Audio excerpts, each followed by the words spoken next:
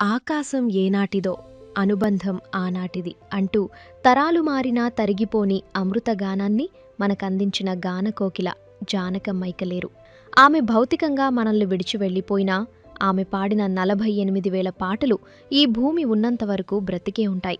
కేంద్ర ప్రభుత్వం ఇచ్చిన పద్మభూషణ్ అవార్డును సైతం నా దక్షిణ భారతదేశ కళాకారుల ప్రతిభకు ఈ పురస్కారం చాలా చిన్నది అని సున్నితంగా తిరస్కరించిన ఆత్మాభిమానం ఆమెది. కానీ ప్రపంచాన్ని తన పాటలతో మెస్మరైజ్ చేసిన ఆ జానకమ్మ వ్యక్తిగత జీవితం వెనుక ఎవరికీ తెలియని ఎన్నో కన్నీటి గాథలున్నాయి.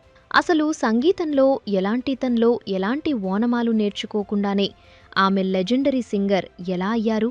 జానకమ్మకు సావిత్రిగారితో వచ్చిన ఆ గొడవేంటి? జీవితపు చివరి రోజుల్లో ఆమె ఎందుకు నరకమనుభవించింది అనే జానకమ్మ జీవితంలో ప్రతి ఒక్కరూ తప్పకుండా తెలుసుకోవాల్సిన విషయాలను ఈ వీడియోలో మీకు డీటెయిల్గా చెప్పబోతున్నాను. జానకమ్మ పాడిన పాటల్లో మీ ఫేవరెట్ ఏదో కామెంట్ చేసి వీడియోని చివరి వరకు చూడండి. శశల జానకి గారు 1938 ఏప్రిల్ 23న అప్పటి గుంటూరు జిల్లా రేపల్లెకి సమీపంలో ఉన్న పలపట్ల గ్రామంలో శ్రీరామమూర్తి గారు సత్యవతి గారి దంపతులకి జన్మించారు. శ్రీరామమూర్తి గారు ఆయుర్వేద డాక్టర్గా ఉపాధ్యాయుడిగా పనిచేసేవారు. చిన్ననాటి నుంచి పాటలంటే ఎంతో ఇష్టపడే జానకి గారికి తెలియకుండానే నేర్చుకోకుండానే సరిగమలు పలికేశాయి. కేవలం 3 ఏళ్ల వయసు నుంచే పాటలు పాడటం మొదలు పెడితే చుట్టుపక్కల ఉన్న ఇరుగు పొరుగు వారంతా అప్పటినుంచే ఆమె స్వరాన్ని ఆనందించడం మొదలుపెట్టారు. కొన్ని పాటలు ఆమె పాడుతుంటే ఆ చిన్న వయసులోనే ఆశ్చర్యంతో వింటూ జానకి గారిని వాళ్ల ఇంటికి తీసుకువెళ్లి పాటలు పాడించుకొని మళ్లీ జానకి గారి ఇంటికి తిరిగి తీసుకొచ్చేవారు. అలా చిన్న వయసు నుంచే పాటలు పాడుతూ ఆటలు ఆడుతూ హాయిగా గడిపే సమయంలోనే జానకి గారి అక్కలు మాత్రం శాస్త్రీయ సంగీతం నేర్చుకునేవారు. జానకి గారి బాల్యమంతా తన తండ్రి ఉద్యోగరీత్యా అప్పటి కరీంనగర్ జిల్లాలో ఉన్న సిరిసిల్ల పట్టణంలోనే సాగింది. అప్పుడే 9 ఏళ్ల వయసులో మొట్టమొదటిసారి వేదిక మీద పాడే అవకాశం లభించడం, ఆమె పాడిన పాటలకి ప్రేక్షకులు బ్రహ్మరథం పట్టడం జరిగింది.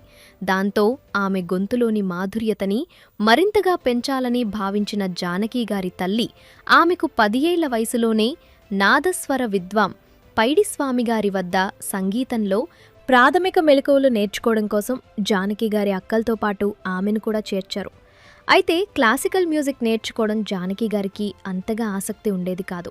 అయితే జానకి గారు గొంతు విన్న తర్వాత పైడిస్వామి గారు, నీకు సరిగమలు ప్రాథమిక అంశాలు నేర్పాల్సిన అవసరం లేదు, ఆ భగవంతుడే నీకు అన్నీ ఇచ్చేశాడు అని చెప్పి ఆమెను సంగీతంలో ఎంతగానో ప్రోత్సహించేవారు.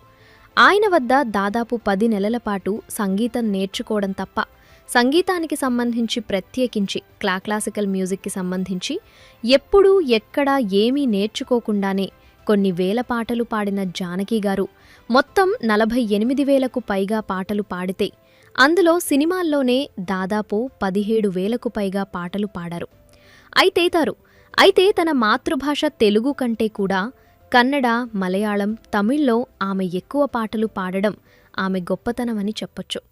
మాతృభాష కంటే కూడా ఇతర భాషల్లో ఎక్కువ పాటలు పాడిన ఏకైక దిగ్గజ గాయనిగా కూడా ఆమెని చెప్పుకోవచ్చు.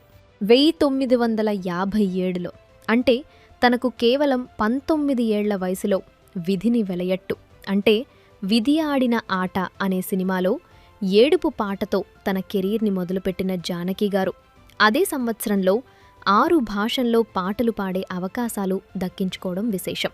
అయితే జానకి గారికి ఈ అవకాశం దక్కడానికి ప్రధాన కారణం ఆమె భర్త వి రాంప్రసాద్ గారనే చెప్పాలి. రాంప్రసాద్ గారి తండ్రి రంగస్థల నటుడు. ఆయన మోనో యాక్టింగ్లో ఆ చుట్టుపక్కల ప్రాంతాల్లో ఎంతో ప్రసిద్ధులు. కుటుంబ బంధుత్వంతో పాటు జానకి గారి అక్క రాంప్రసాద్ గారి అన్నయ్యని పెళ్లి చేసుకోవడంతో ఆ ఇంటికి ఆమె కోడలుగా వెళ్లడంతో వారి కుటుంబ అనుబంధం మరింత బలపడింది. అయితే ఒకరోజు రాంప్రసాద్ గారి తండ్రి జేబు నుంచి రాంప్రసాద్ గారి ఫోటో కింద పడింది. అది చూసి జానకి గారు ఎంతో ఆకర్షితులయ్యారు. ఆ ఫోటోని తన మామయ్యకు తెలియకుండా తీసి దాచుకున్నారు. మరోవైపు రాంప్రసాద్ గారి తండ్రి నాటకాల్లో నటించే సమయంలో మేకప్ వేసుకోవడానికి కాస్త గ్యాప్ తీసుకున్న సమయంలో ఒక 2-3 నిమిషాలు జానకి గారితో పాటలు పాడించేవారు. ఆ తర్వాత రాంప్రసాద్ గారికి జానకి గారిని పరిచయం చేశారు. రాంప్రసాద్ గారికి పాటలంటే విపరీతమైన ఇష్టం. జానకి గారు చిన్నప్పుడు లతా మంగేష్కర్ గారి పాటలు, ప్రముఖ గాయనీమణులు పి లీల గారు, జిక్కి గారి పాటలు పాడుతూ ఉండేవారు. ఆ సమయంలో చోరీ చోరీ సినిమాలో లతా మంగేష్కర్ గారు పాడిన రసిద్ బలమ పాటని కొన్ని వందల సార్లు జానకి గారితో పాడించుకొని ఆనందించి మురిసిపోతూ ఉండేవారు రాంప్రసాద్ గారు. ఆయన తన తండ్రితో జానకి గారి గురించి ఒక మాట చెప్పారు.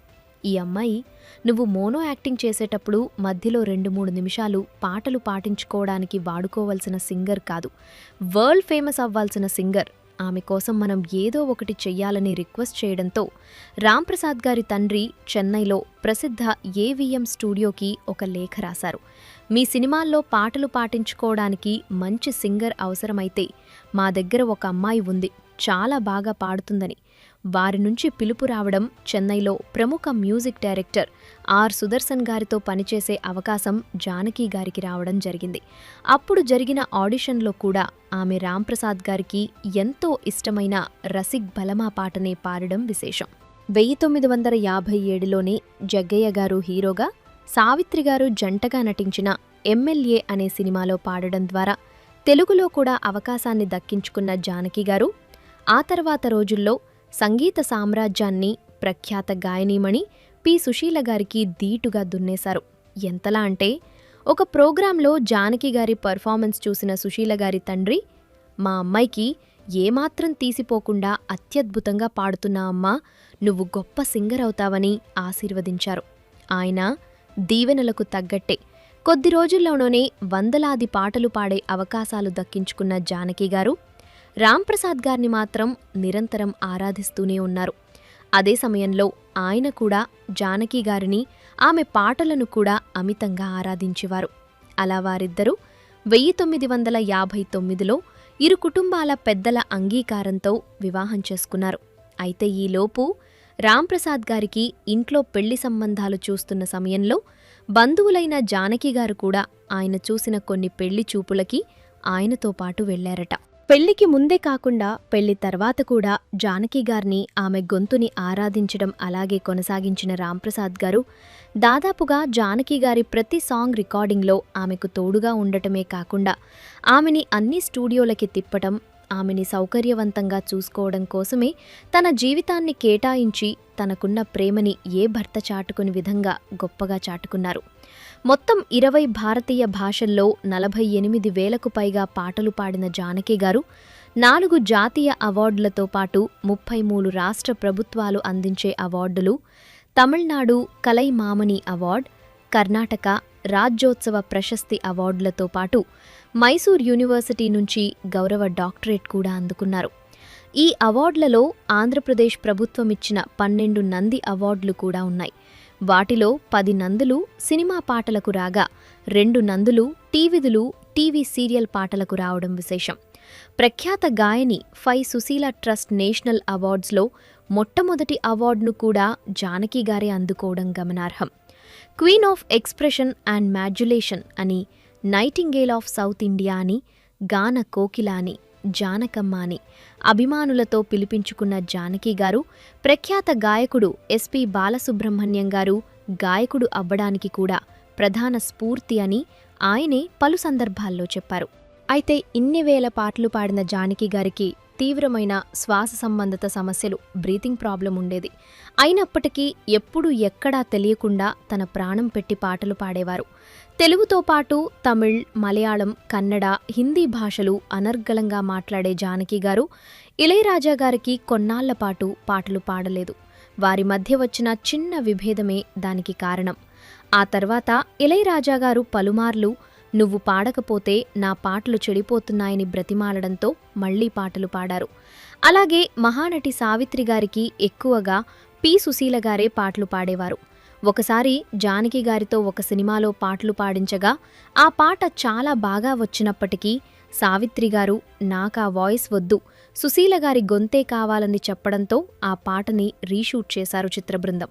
ఆ విషయం తెలిసిన జానకి గారు ఆ తర్వాత ఎన్నోసార్లు సావిత్రి గారి సినిమాలకు పాడే అవకాశం వస్తే సావిత్రి అయితే నీరైతే నేను పాడనని మొహం మీదే చెప్పేసేవారు. కొన్నాళ్ల తర్వాత చిత్ర నిర్మాతల కోసం మళ్లీ పాడారు. జానకి గారు ఎలాంటి పాటనైనా అత్యద్భుతంగా పాడేవారు. ప్రత్యేకించి క్లబ్ సాంగ్స్ అయితే ఆమెలాగా సెక్సీగా పాడడం, నవ్వడం, ఒక రకంగా మూలగడం లాంటివి వేరే ఏ సింగర్కి సాధ్యం కాని విధంగా పాడేవారు. హీరోయిన్ యమున గారు నటించిన మౌన పోరాటం అనే సినిమాకి సంగీత దర్శకత్వం కూడా వహించి ప్రముఖ నటి భానుమతి గారు, గాయని పీలీల గారి తర్వాత ఆ ఘనత అందుకున్న 3వ తెలుగు మహిళగా కూడా ఆమె చరిత్ర సృష్టించారు. 2016లో ఇక సినిమాల్లో గానీ స్టేజ్ మీద గానీ పాటలు పాడనని ప్రకటించిన జానకి గారు మళ్లీ రీఎంట్రీ ఇచ్చి పెన్నాండి అనే సినిమాకి పాడిన పాటే ఆమె పాడిన ఆఖరి పాటగా చెప్పుకోవచ్చు. ఈ పాట 2018 డిసెంబర్ 31న రిలీజ్ అయింది. జానకి గారి దంపతులకి ఒకే ఒక కుమారుడు మురళీకృష్ణ ఉన్నారు. ఆయన వివాహం ఉమగారితో ఎంతో ఘనంగా జరిగింది. వారి దంపతులకి కుమార్తెలు అమృతవర్షిణి, అప్సర ఉన్నారు. అయితే ఒక ఫైర్ యాక్సిడెంట్లో అమృతవర్షిణి విషాదకరమైన రీతిలో అమెరికాలో ఉండగా మరణించారు. జానకి గారు పాటల్లో మేటి అయినప్పటికీ వంట మాత్రం రాదు. పెళ్లైన కొత్తలో ఆమె అత్తగారే వంటతో పాటు మిగతా ఇంటి బాధ్యతలన్నీ చూసుకునేవారు. ఆ తర్వాత తన కుమారుడికి వివాహమయ్యాక తన కోడలు ఉమా మొత్తం చూసుకునేదని చెప్పేవారు జానకి. అయితే కుమారుడికి కోడలకి వచ్చిన అభిప్రాయ భేదాల కారణంగా వారిద్దరూ విడిపోయారు. కోడలు మరో వివాహం చేసుకున్నారు. అలాగే జానకి గారి కుమారుడు కూడా గుండెపోటుతో 2026 జనవరి 22న మరణించారు. కుమారుడి మరణం జానకి గారిని ఎంతగానో కృంగదీసింది. 1997లో జానకి గారి భర్త రాంప్రసాద్ గారు మరణించాక ఆయన బాధ్యతలు తాను తీసుకుని తల్లి కోసం తన కెరీర్ని కూడా వదిలేసి ఆమెతోనే తన జీవితం గడిపారు మురళీకృష్ణ. జానకి గారిని సినిమా షూటింగ్లకి తీసుకువెళ్లడం, విదేశాలకి లేదా వివిధ పట్టణాల్లో స్టేజ్ షోలకి తీసుకువెళ్లడం, ఆమె బాబోగులు చూసుకోవడం ఎంతో బాధ్యతగా, ప్రేమగా చూసుకునే ఆయన 65 ఏళ్ల వయసులో తనకంటే 5 నెలల ముందే మరణించడం జానకి గారి జీవితంలో పెను విషాదాన్ని నింపింది. అంతేకాకుండా కుమారుడి వైవాహిక జీవితంలో వచ్చిన ఒడిదుడుకులు కూడా ఆమెని కాస్త ఇబ్బంది పెట్టాయి. జానకి గారి కోడలు ఉమాగారు దేశంలోనే పేరుమోసిన కూచిపూడి మరియు భరతనాట్యం డాన్సర్ కూడా. ఆర్థికంగా కూడా ఎంతో మంచి స్థాయికి చేరుకున్న జానకి గారు చెన్నైలో వేరే ఏ సింగర్కి లేని విధంగా ఆ రోజుల్లోనే ఒక పెద్ద విల్లా కొని ఆ తర్వాత కాలంలో 4 కోట్లకు అమ్మేశారు. హైదరాబాద్లోని శంషాబాద్ ప్రాంతంలో మరో విల్లా కొనుక్కున్నారు. లతా మంగేష్కర్ గారి గొంతు నా గురువని వినమ్రంగా చెప్పే జానకి గారికి చిన్నప్పటినుంచి స్టేజ్ ఫియర్ అనేదే ఉండేది కాదు.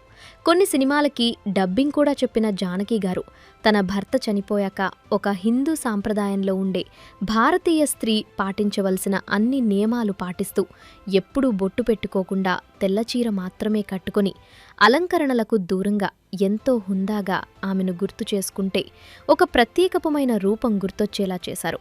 అలాగే ఎంతోమంది ఇప్పటి పిల్లలు కూడా తన పాటల్ని ఆరాధిస్తూ మీరంటే మాకు చాలా ఇష్టమని చెప్తూ ఉంటే ఎంతో అద్భుతంగా అనిపిస్తుందని, నన్ను అభిమానించే వారి వల్ల మాత్రమే తాను ఆరోగ్యపరంగా ఎన్ని ఇబ్బందులు ఉన్నా అన్ని వేల పాటలు పాడగలిగానని చెప్పారు.